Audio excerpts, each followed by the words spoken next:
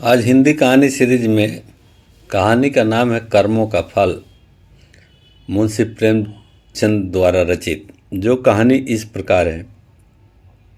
मुझे हमेशा आदमियों को परखने की सनक रही है और अनुभव के आधार पर कह सकता हूँ कि यह अध्ययन जितना मनोरंजक, शिक्षाप्रद और उद्घाटनों से भरा हुआ है, उतना शायद और कोई अध्ययन न होगा। लेकिन अपने दोस्त लाला साईं दयाल से बहुत अरसे तक दोस्ती और बेतकल्लुफ़ी के संबंध रहने पर भी मुझे उनकी थाह न मिली। मुझे ऐसे दुर्बल शरीर में ज्ञानियों की सी शांति और संतोष देखकर आश्चर्य होता था, जो एक नाजुक पौधे की तरह मुसीबतों के झोंकों में भी अचल और अटल रहता था। ज्यों वह बहुत ही मामूली दर्जे का आदमी था, जिसमें मानव कमजोरियों की कमी न थी। वह वादे बहुत करता था, लेकिन उन्हें पूरा करने की जरूरत नहीं समझता था। वह मिथ्याभाषी न हो, लेकिन सच्चा भी न था। बेमुरवत न हो, लेकिन उसकी मुरवत छिपी रहती थी। उसे अपने कर्तव्य पर पाबंद रखने के लिए दबाव और निगरानी की ज़रूरत थी। किफ़ायत सारी के वसूलों से बेखबर, मेहनत से जी चुराने वाला, वसूलों का कमज़ोर, एक ढीला ढाला मामूली आदमी था। लेकिन जब कोई मुसीबत सिर पर आ पड़ती तो उसके दिल में साहस और दृढ़ता की वह जबरदस्त ताकत पैदा हो जाती थी, जिसे शहीदों का गुण कह सकते हैं। उसके पास न दौलत थी, न धार्मिक विश्वास, जो ईश्वर पर भरोसा करने और उसकी इच्छाओं के आगे सिर झुका देने का स्रोत है। एक छोटी सी कपड़े की दुकान के सिवा कोई जीविका न थी। ऐसी हालतों में उसकी हिम्मत और दृढ़ता का सोता कहाँ छिपा हुआ है, वहाँ तक मेरी अन्वेषण दृष्टि नहीं पहुँचती थी। बाप के मरते ही मुसीबतों ने उस पर छापा मारा।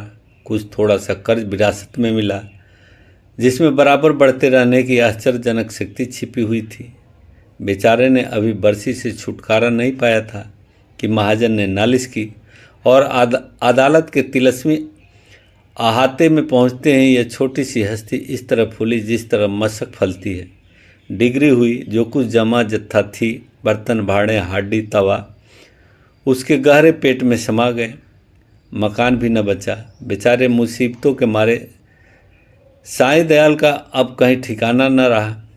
कौड़ी कौड़ी को मुहताज, न कहीं घर न बार। कई कई दिन फाके से गुजर जाते। अपनी तो खैर उन्हें जरा भी फिक्र न थी, लेकिन बीवी थी, 2-3 बच्चे थे, उनके लिए तो कोई न कोई फिक्र करनी पड़ती थी। कुनबे का साथ और यह बेसरो समाने बड़ा दर्दनाक दृश्य था।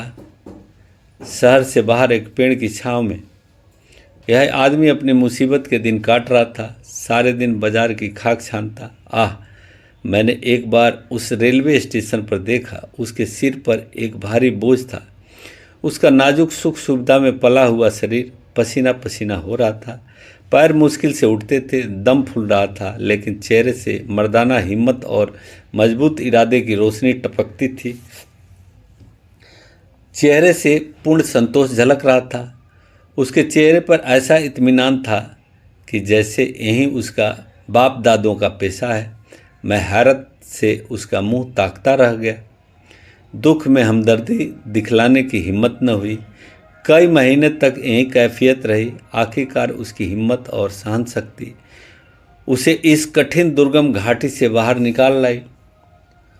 थोड़े ही दिनों बाद मुसीबतों ने फिर उस पर हमला किया। ईश्वर ऐसा दिन दुश्मन को भी न दे। मैं 1 महीने के लिए मुंबई चला गया। वहाँ से लौटकर उससे मिलने गया। वह दृश्य याद करके आज भी रोंगटे खड़े हो जाते हैं और दिल डर से कांप उठता है। सुबह का वक्त था। मैंने दरवाज़ा पर आवाज़ दी और हमेशा की तरह बेतकल्लुफ़ आनंद अंदर चला गया, मगर वहाँ साईं दयाल का वह हंसमुख चेहरा, जिस पर मर्दाना हिम्मत की ताजगी झलकती थी, नज़र न आया। मैं 1 महीने के बाद उनके घर जाऊं और वह आँखों से रोते लेकिन होठों से हंसते दौड़कर मेरे गले लिपट जाए। जरूर कोई आफत है।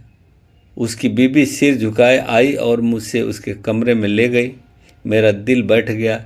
साईं दयाल एक चारपाई पर मैले कुचैले कपड़े लपेटे आंखें बंद किए पड़े थे। दर्द से करा रहे थे। जिस्म और बिछौने पर मक्खियों के गुच्छे बैठे हुए थे। आहट पाते ही उसने मेरी तरफ देखा। मेरे जिगर के टुकड़े हो गए। हड्डियों का ढांचा रह गया था। दुर्बलता की इससे ज़्यादा सच्ची और करुणा तस्वीर नहीं हो सकती। उसकी बीवी ने मेरी तरफ निराशा भरी आंखों से देखा। मेरा आंसू भर आए। उस सिमटे हुए ढांचे में बीमारी को भी बमुश्किल से जगह मिलती होगी। जिंदगी का क्या जिक्र। आखिर मैंने धीरे से पुकारा। आवाज़ सुनते ही वह बड़ी बड़ी आंखें खुल गई, लेकिन उनमें पीड़ा और शोक के आंसू न थे। संतोष और ईश्वर पर भरोसे की रोशनी थी। और वह पीला चेहरा, आह, वह गंभीर संतोष का मौन चित्र, वह संतोषमय संकल्प की सजीव स्मृति। उसके पीलापन में मर्दाना हिम्मत की लाली झलकती थी। मैं उसकी सूरत देखकर घबरा गया। क्या यह बुझते हुए चिराग की आखिरी झलक तो नहीं है? मेरी सहमी हुई सूरत देखकर वह मुस्कुराया और बहुत धीमी आवाज़ में बोला, तुम मेरे उदास क्यों हो दोस्त? यह सब मेरे कर्मों का फल है। मगर कुछ अजब बदकिस्मत आदमी था। मुसीबतों को उससे कुछ खास मोहब्बत थी। किसे उम्मीद थी कि वह उस प्राण घातक रोग से मुक्ति पाएगा? डॉक्टरों ने भी जवाब दे दिया था। मौत के मुंह से निकल आया। अगर भविष्य का जरा भी ज्ञान होता तो वह सबसे पहले मैं उसे जहर दे देता। आह, उस शोकपूर्ण घटना को याद करके कलेजा मुंह को आता है। धिक्कार है इस जिंदगी पर कि बाप अपनी आंखों से अपने इकलौते बेटे का शोक देखे। कैसा हंसमुख, कैसा खूबसूरत होनहार लड़का था, कैसा सुशील, कैसा मधुरभाषी। जाली मौत ने उसे छांट लिया। प्लेग की दुहाई मची हुई थी। शाम को गिल्टी निकली और सुबह को कैसी मनहूस अशुभ सुबह थी। वह जिंदगी सवेरे के चिराग की तरह बुझ गई। मैं उस वक्त उस बच्चे के पास बैठा हुआ था और साईं दयाल दीवार का सहारा लिए हुए खामोश आसमान की तरफ देखता था। मेरी ओर उसकी आंखों के सामने जालिम और बेरहम मौत ने उसे बच्चे को हमारी गोद से छीन लिया। मैं रोते हुए साईं दयाल को के गले से लिपट गया। सारे घर में कोहराम मचा हुआ था। बेचारी माँ पछाड़े खा रही थी। बहनें दौड़ दौड़ कर भाई की लाश से लिपट जाती थी और जरा देर के लिए ईर्ष्या ने भी संवेदना के आगे सिर झुका दिया। मोहल्ले की औरतों को आस बहाने के लिए दिल पर जोर डालने की ज़रूरत न थी। जब मेरे आंसू थमे तो मैं साईं दयाल की तरफ देखा। आंखों में तो आंसू भरे हुए थे।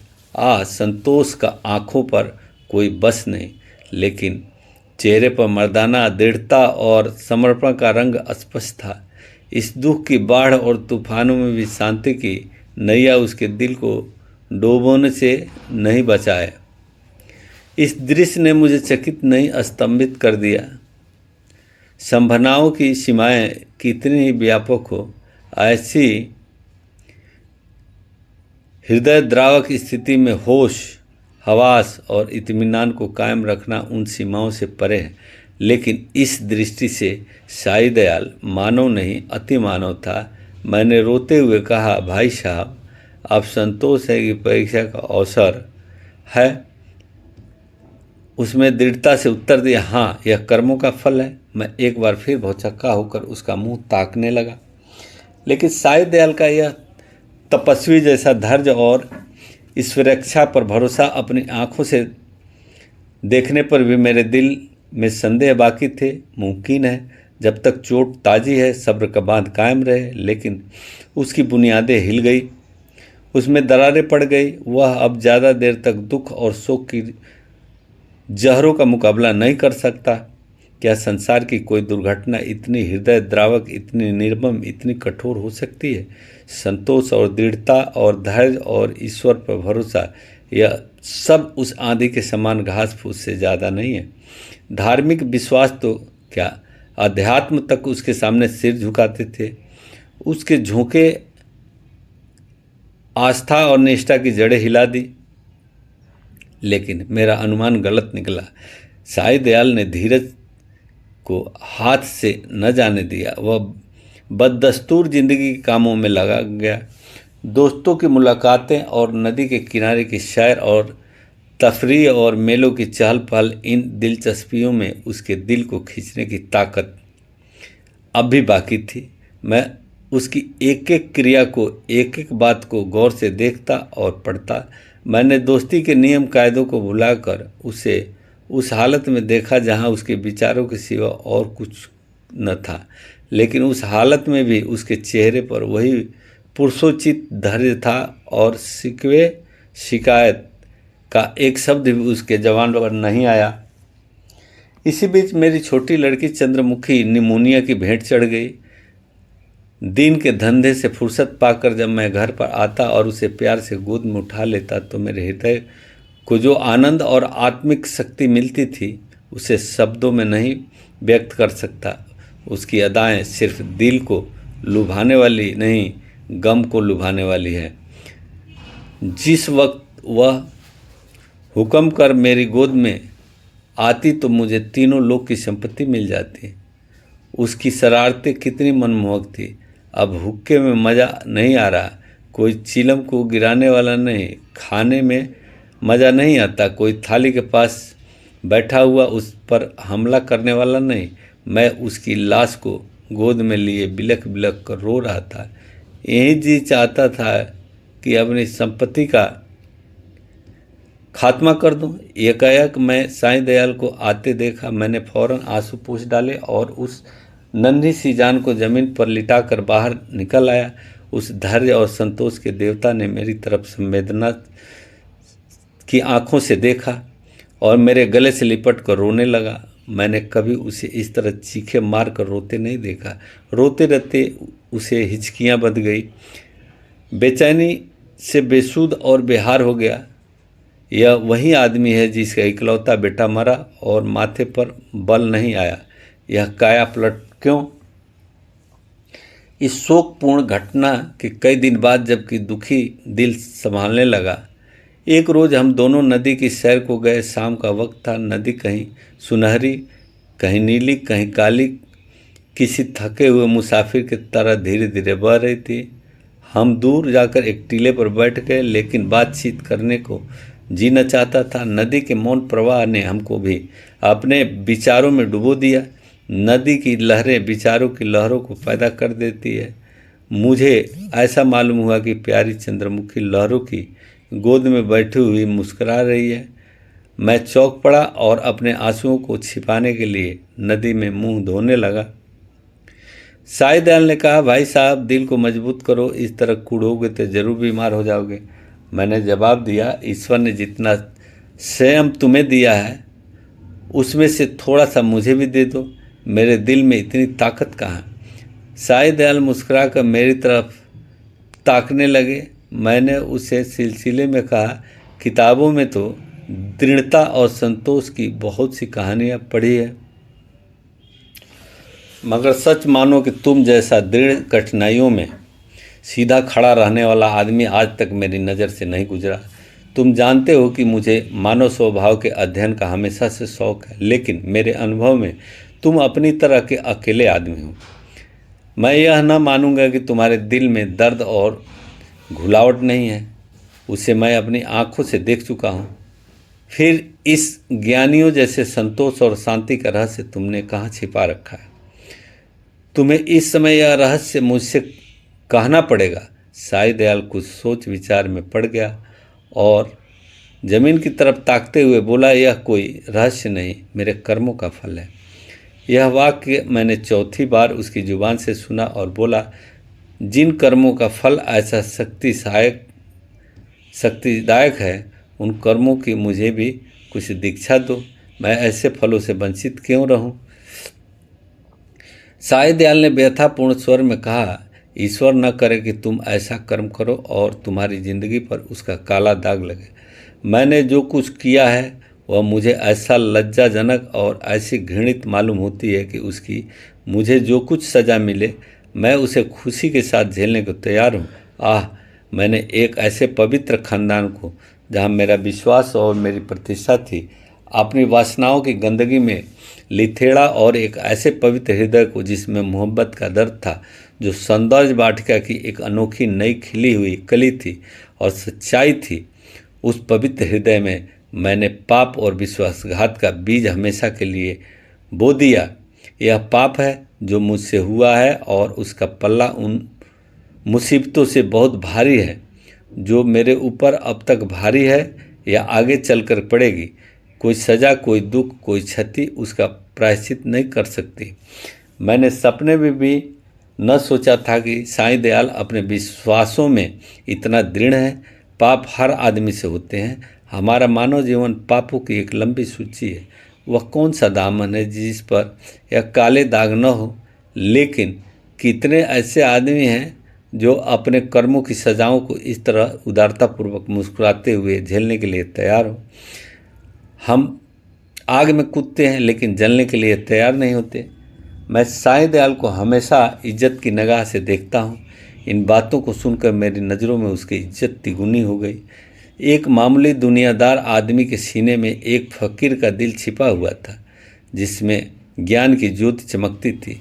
मैंने उसकी तरफ श्रद्धापूर्ण आँखों से देखा और उसके गले से लिपट कर बोला, साईं दयाल, अब तक मैं तुम्हें एक दृढ़ स्वभाव का आदमी समझता था, लेकिन आज मालूम हुआ कि तुम उन पवित्र आत्माओं में हो जिनका अस्तित्व संसार के लिए वरदान है। तुम ईश्वर के सच्चे भक्त हो और मैं तुम्हारे पैरों पर सिर झुकाता हूँ। ये कहानी समाप्त हुई। अच्छा लगे तो लाइक कीजिए, शेयर कीजिए, सब्सक्राइब।